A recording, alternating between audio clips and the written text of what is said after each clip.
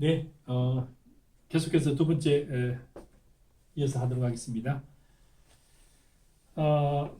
어쨌든 창업을 얘기를 할 때 우리가 뭐 사람이 누구냐, 또 어떤 사람이 할 거냐, 두 번째는 도대체 아이템이 뭐냐, 그 다음에 자금은 어떻게 마련할 거냐 해서 창업 관련해서는 이 세 가지가 굉장히, 창업 자체는 굉장히 중요합니다만, 또는 이제 창업이라고 했을 때는 창업이라는 이 한 이벤트와 요 전과 후가 있어요. 그래서 창업에 관심이 전혀 없는 사람들이 창업에 관심을 가지는, 여기는 관심을 가지는 어텐션이라고 그러죠. 어텐션을 가지는 게 결국은 여기는 연령에 관해서도 젊은 사람부터 나이 많은 사람들까지 누가 그래서 사실은 이제 창업이 좀 활발한 나라들 같은 경우는 이 초기 때 조금 영 스테이지에 NG죠.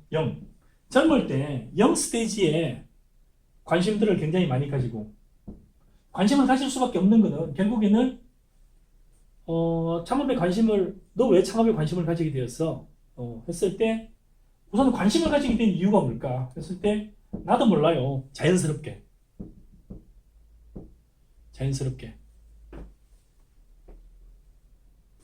마치 스며들듯이, 이게 하게 스며들듯이 관심을 가지고, 관심만 가지고 되는 게 아니라 결국에는 지난번에 했더니 ASK 했잖아. 어텐션을 가지는 거는 그걸로 끝나는 게 아니라 이 사람이 창업 관련된 역량들을, 관심만 가지고 되는 게 아니라 그 다음에는 이 사람이 창업 관련 역량들이라는 것은, 역량 속에는 스킬과 기술과 전문 지식들, 날리지까지 습득되어야 되는 거죠. 그래서 우리나라나 뭐 다른 나라나 비교할 때도 마찬가지지만, 젊은 사람부터 또는 청장년, 그리고 나이 많은 사람들까지 관심은 도대체 언제부터 가졌느냐, 누가 가졌느냐. 그래서 이게 관심을 가지게 하는 것이, 창업 관련 논문 쓰는 사람들도 많이 있고요. 이게 가지는 게 정부의 자금 지원, 정부가 자금을 지원해 주더라. 아니면 정부의 교육, 창업 관련 교육, 자금 지원을 하면 뭔가 인센티브가 돼가지고 될까? 아니면 교육을 시키면 사람들이 뭔가 마음이 달라질까? 이런 것들이죠. 또는 사회적 분위기, 또는 사회적 지지. 뭔가 내 친구가, 우리 부모님이, 우리 선생님이 언론에서 보니까 되게 창업하는 사람들이 시간도 자유롭고 돈도 많이 벌고, 그리고 마음껏 자기 역량을 발휘할 수 있대, 뭐 이런 것들 등등과 관련되는 사회적 분위기라든지. 그래서 창업이라는 이벤트가 일어나기 전 과정, 이전의 과정만 보더라도 보면은 그 한참 이전, 창업에 관련된 교육이나 우선 관심을 가지게 하는 것은 어느 연령대부터 해야 되냐는 것도 굉장히 논란과 지금 그 디베이트 중이에요.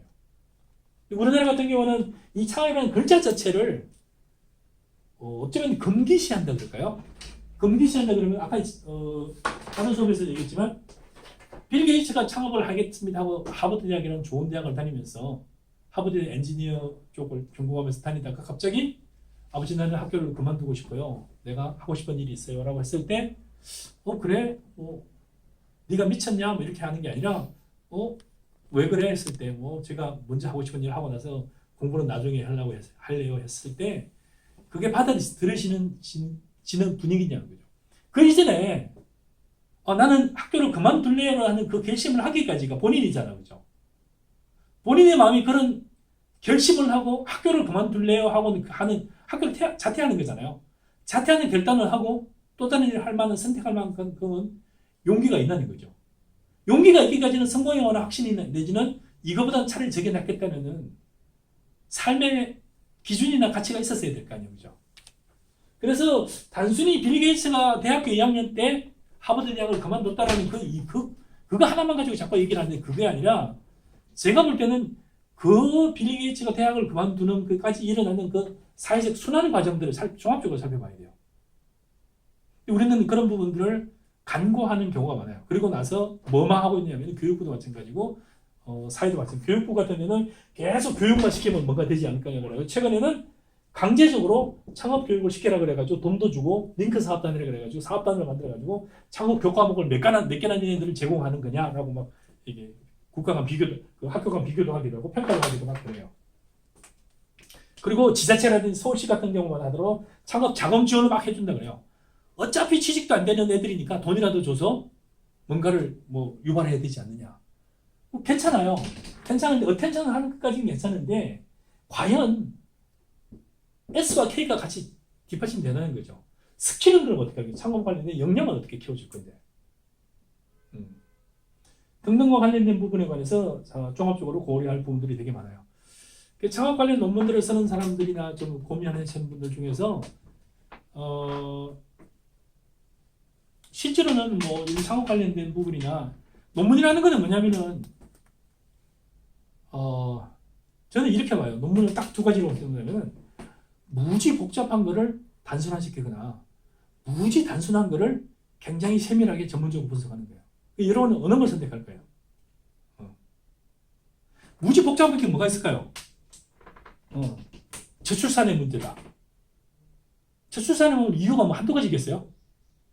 그게 뭘까? 그래서 결국에는 저출산은 우리나라 특히 이제 전 세계에서 가장 출산율이 낮은데 저출산의 핵심 이유는 뭐 크게 5가지인데 그 이유는 뭔가 같다라고 단순하게 분석해내는 거죠. 그러면 단순한 걸 엄청나게 복잡해 보이게 하는 건 뭐예요? 네. 굉장히 간단한 사건인데 분자식으로 나누는 거죠. 실제로 보면 양쪽 다 노벨상만 하더라도 있어요. 그죠?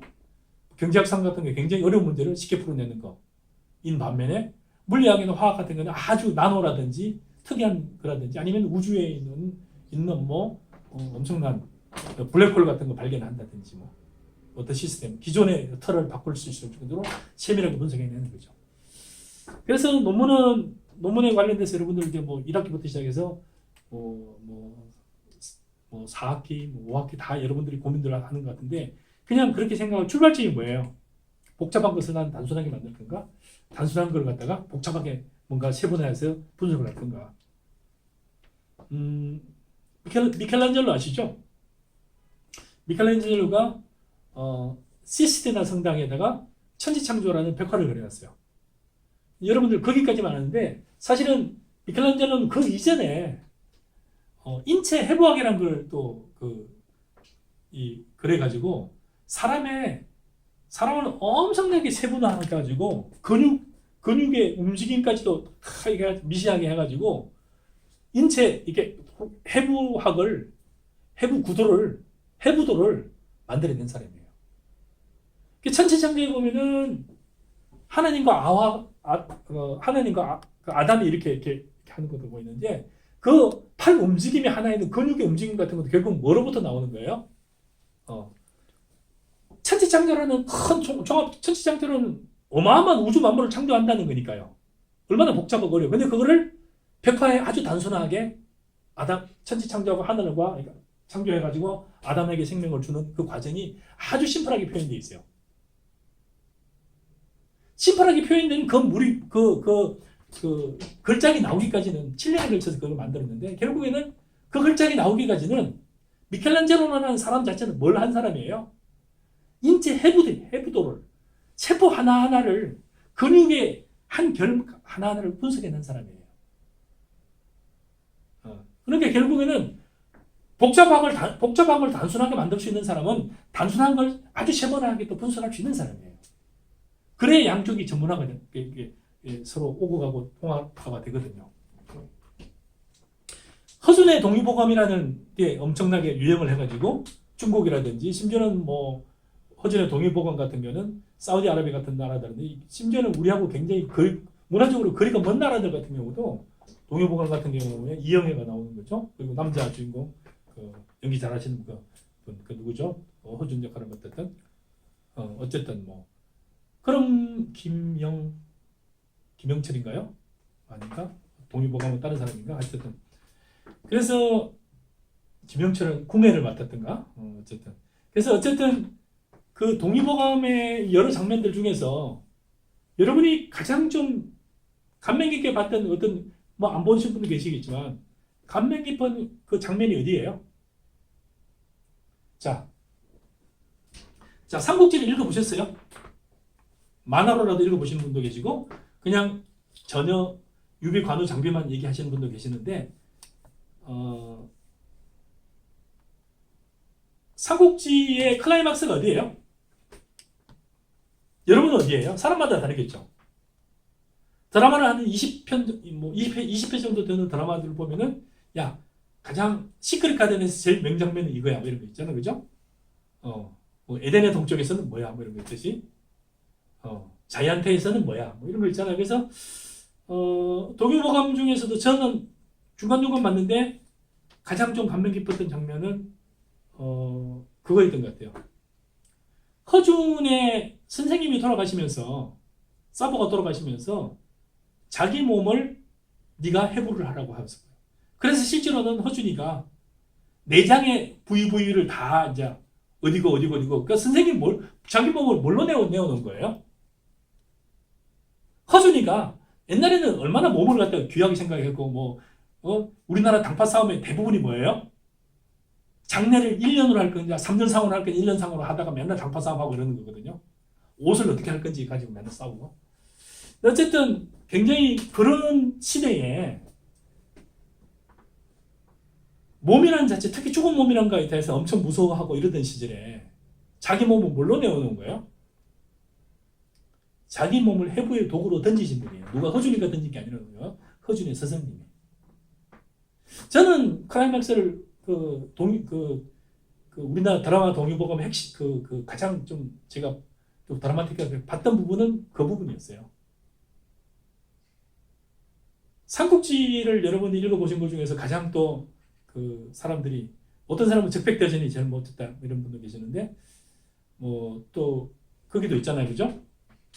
제갈공명이 여러 뭐 이게 계략을 부리면서 또 전략을 쓰는 장면도 굉장히 재미있긴 하죠. 근데도 그 부분이 가장 좀 이렇게 재밌었다 하는 분도 계시고. 근데 제가 생각하기에는 저는 가장 좀 이게 가슴이 찡했던 부분은 마지막 부분은 결국에는 관우가 마지막으로 벽성이라는 데에서 거의 마지막으로 죽어가면서 결국에는 거의 뭐예요? 포위당해가지고 이제 결국에는 항복할 거냐 죽을 거냐의 부분에서 결국에서는 거기 마지막 그 자결하는 장면이죠. 그래서 그때 쓰는 시가 있어요. 써놓은 시라든지. 그래서 사실은 여러분 한국 무당들 되게 많잖아요, 그죠? 한국의 무당들 중에서 제일 파워풀한 무당이 뭔지 아세요? 지금 무당들 중에서 뭐 이수신 장군을 무당 모신 분도 계시고 무슨 영조대왕을 모신 분도 계시고 뭐 강감찬을 모신 분도 계시고 여러분들 무당들 보면은 많아요. 그래서 심지어는 석가모니상에다가 그 옆에다 이상을 담게 실제로 우리나라에 있는 여러 그 무당들 중에서 물어봤더니 실제로는 그 관우상이 제일 많대요. 왜 관우상이 많으냐? 엄청 한이 맺히게 죽은 거거든요.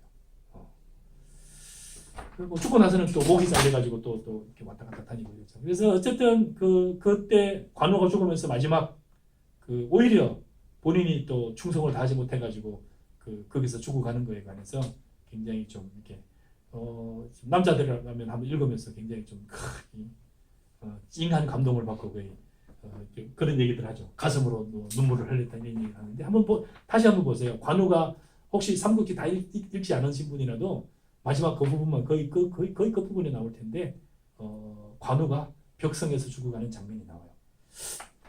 어쨌든 그 조각만 하더라도 그렇고 또 미켈란젤로가 그린 것 중에서 피에타라는 게 있어요. 피에타 조각상인데요.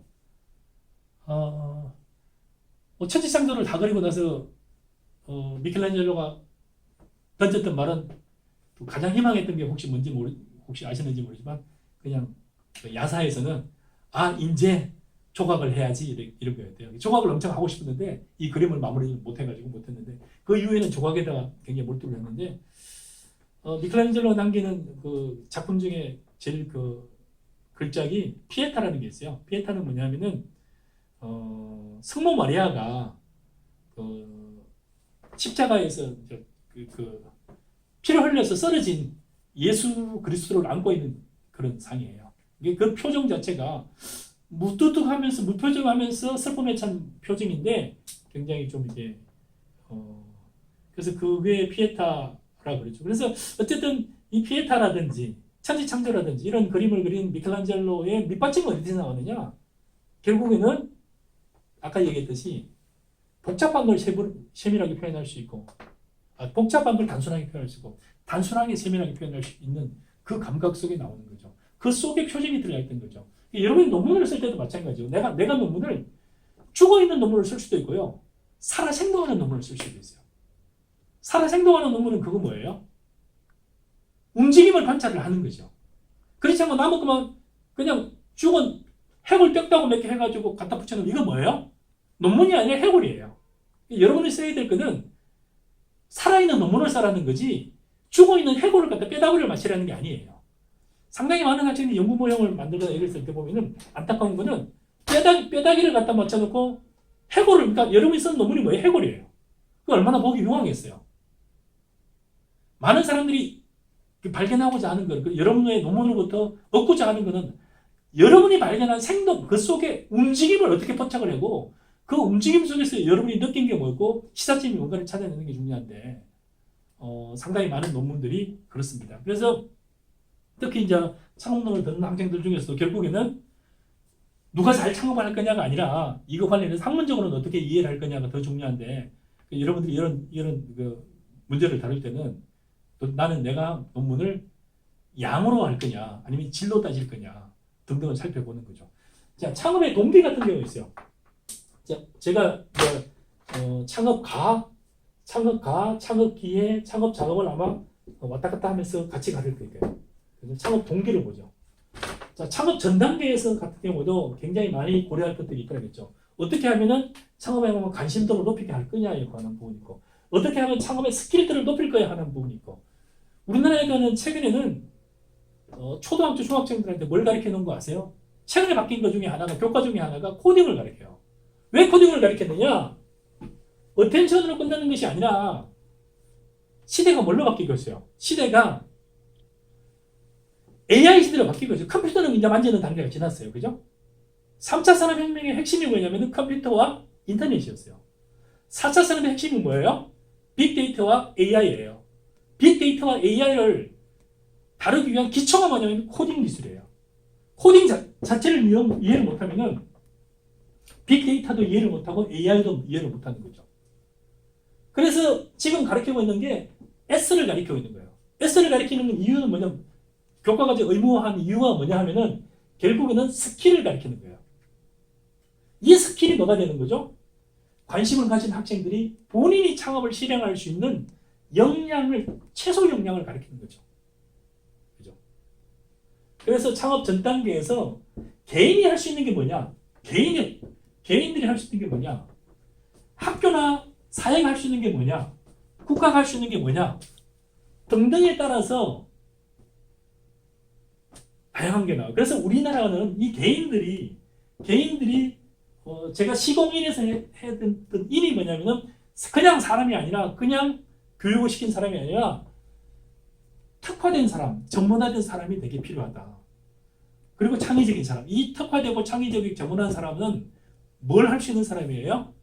결국은 빅데이터와 AI를 자유자재로 구사하면서 또 다른 산업을 창출해낼 수 있는 사람. 이 개인 역량에서. 그래서 그 개인 역량은 또 개인들에 따라서 다양한 특성들이 있어. 기본적으로 순응하면서 살 수 있는 사람도 있는 반면에 또 반발하는 사람도 있고 부적응하는 사람도 있고 또는 여기를 하나를 주면은 100을 만들어내는 사람도 있어요. 그 다음에 여기서 이 개인들 같은 경우도 과연 도시 애들이 잘할 거냐, 농촌 애들이 잘할 거냐, 아니면 아버지가 뭔가 전문가이면 잘할 거냐, 아니면 아버지가 흔히 우리 딴따라 그러죠. 연애 오락을 하는 사람이 잘할 거냐. 시대가 좀 바뀌었어요. 옛날 같으면은 아버지가 전문가이면은 AI 교육을 훨씬 더 잘 시켰을 것 같은데 지금 뭐예요? 아버지가 핸드폰 가지고 아들하고 잘 노는 아들이 이 핸드폰 잘 노는 전문가들은 못해요. 의사도 핸드폰 만질 시간이 언제 있어? 변호사가 만질 시간 없잖아요. 근데 굉장히 잘 노는 날라리 아버지는 뭐예요? 아들하고 잘 놀 수 있거든요. 아들하고 게임도 하고. 그러면 오히려 역량을 누가 더 잘 키워주는 거죠? 영어 수학은 전문가 아버지가 잘 시킬 수 있는데 AI로 무장될 수 있는 미래 창의적인 아이는 어쩌면은 날라리나 흔히 우리가 얘기하는 바닥의 아버지가 맨날 PC방에 가서 이거 하는 아버지가 훨씬 더 천재적인 아이를 양성할 수도 있어요. 지금 중국에서 가장 성공한 사업가로 불리는 알리바바의 마윈의 아버지가 의사도 아니고 변호사도 아니고 교수도 아니고 서커스단의 피에로였어요. 이건 뭘 의미하냐면요. 우리나라의 미래도 박다는 얘기예요. 어떻게 박다는 얘기예요? 자, 엄청난 과외 교육을 시켜야 되는 것도 아니고 엄청난 전문가 교육을 시켜야 되는 것도 아니고 그냥 얘가 이 노는 결만 살려주면은 대단한 사학과로 부상할 수도 있다는 거예요. 뭐 때문에요? 그런 시대의 산업 패턴으로 바뀌었어요. 뭐가요? 시대가. 그래서 바꿔 얘기하면은 나는 바닥입니다 하는 애들한테도 엄청난 희망의 메시지를 심어줄 수도 있는데 이걸 전혀 못하고 있어요. 그 다음 단계에서 잘리고 있어요. 잠깐 쉬었다가 우리나라가 창업 이전의 단계에서 그 다음 단계에서 어디서 맥을 잘라주는지 맥을 끊고 있는지에 대해서 설명을 하겠습니다. 잠깐 쉬었다 할게요.